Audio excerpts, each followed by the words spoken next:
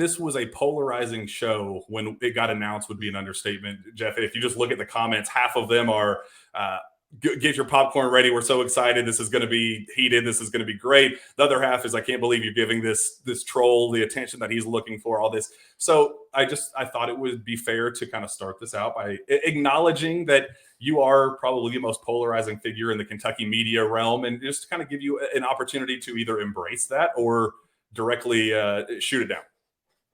Here's what I'll say. Kentucky fans are super passionate.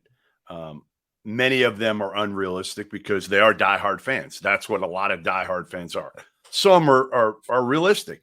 Like, I love Kentucky fans for the most part. I remember going to Kentucky Derby years ago with my wife and being scared to bring her. And Kentucky fans could not have been nicer in person. There's that 1%. It's not even 1%. It's probably 0.5% on Twitter that will say something that to me crosses the line, not on me, but on my family.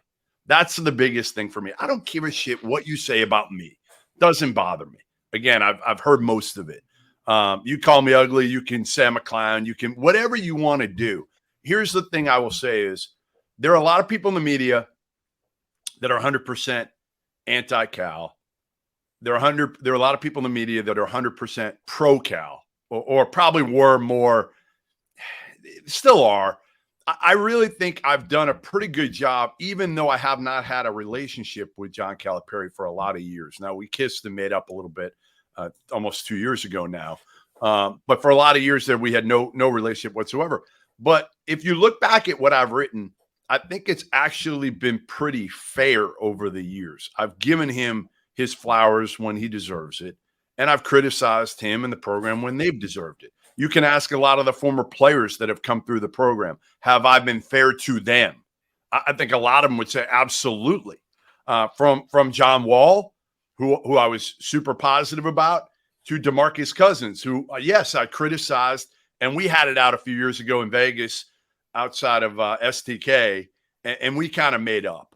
But I've seen a lot of these kids like DeMarcus Cousins when he was a kid, and that was my biggest thing on Boogie was, like, have you grown up over the years and really into the NBA with kind of his bitching? And again, I don't want to get off track too much, but I do think I wrote something, 2.5, 3 years ago when the fan base was ready to fire Cal coming out of the pandemic. And I said, like, no, this is ridiculous timing. We're coming out of a pandemic. Yes, it was a shitty year, but don't run him out. Be careful what you wish for.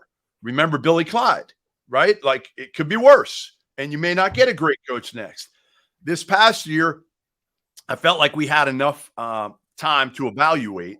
And I thought, yes, halfway through this past year, I was like, it might be time to kind of sever ties at this point. And it might have run its course.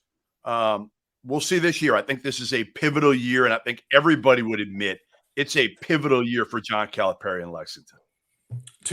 Before we get to the grade itself and what led to that and your expectations for this upcoming season, what led to the kiss and make up moment for Cal? Where did the kind of the animosity between the two stem from? Because that's kind of Kentucky fans say that you just hate Cal and you're a Cal troll. Where did that kind of the basis come from with that?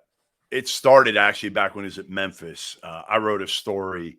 I'll give you the Cliff Notes version here. I've told it before, but there were two things that happened. One was they had the number one team in the country. They're playing Tennessee. It's 1 versus 2 in Memphis. A bunch of shit had happened right before that with a bunch of players having off-the-court issues. Pierre Niles, I think, allegedly punched his girlfriend, punched somebody in the stands. Another player, Joey Dorsey, made it rain in the club. There was all sorts of shit going on. So I wrote a column basically saying, hey, Cal, you got a chance here to do something special. Make sure your kids are bought in and not making all these dumb decisions late at night. And he had Derek Kellogg call me, and he said,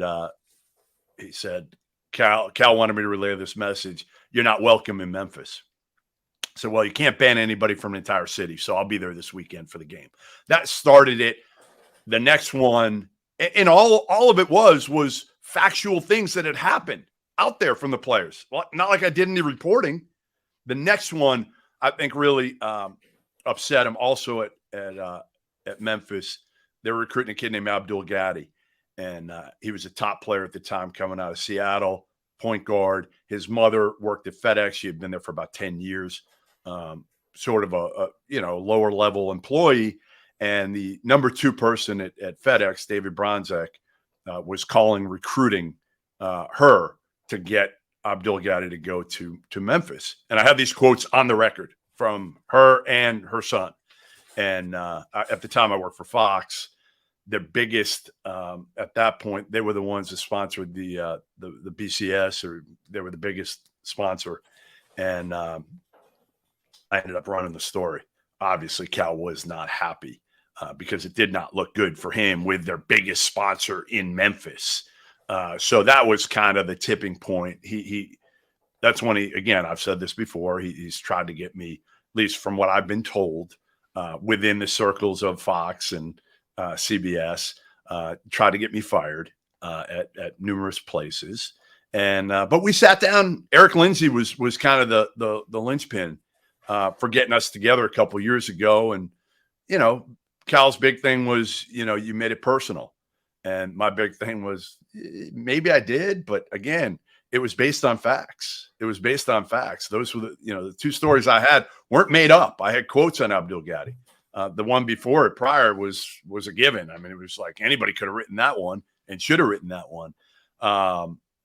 So we talked through it, and he said, listen, I got no problem with you taking shots at me as long as it's not personal. I said, it's really never been personal, Cal. But again, when you try to get me fired at multiple places, yeah, like I'm probably not going to be the most objective person in the world at that point. So again, I think I've been pretty damn objective and pretty as far down the middle as you can be in terms of telling it both ways. I think you got a lot of media people that are one-sided one way or the other. If you look back at what I've written and said, people don't want to hear it because they don't want to remember it.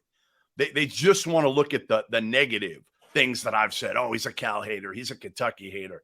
That's bullshit. I mean, I'm not a Kentucky hater at all. I love so many of the players that have come through that program.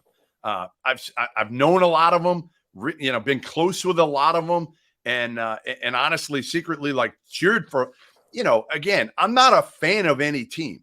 I went to Arizona. They hate me at Arizona. The fans hate me. I just dropped them out of the top 25 when they got Caleb Love, because honestly, I think it might be a move that hurts them more than helps Arizona. So I'm pretty down the middle, and I'm going to tell it the way I feel like it is. Obviously, I'm going to be wrong on a lot of stuff because I do have opinions, and I'm not afraid to share them. But again, if you're looking, for vanilla, somebody that's not going to that's not me. That's never going to be me.